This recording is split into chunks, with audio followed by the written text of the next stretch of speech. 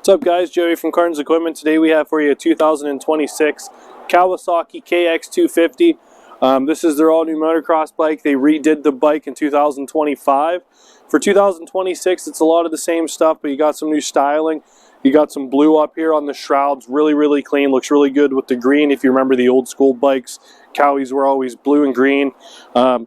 Same thing that they did last year. It's an all new bike, chassis, engine, exhaust. You can see all that stuff. It looks different than it used to.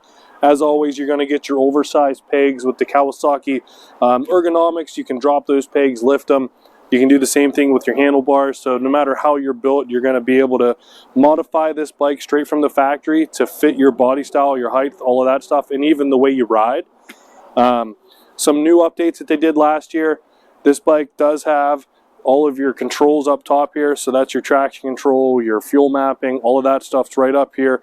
So you don't have to mess with the chips on the side of the bike anymore. Bikes are coming with the Renthal fat bars ready to rip. You got a hydraulic clutch.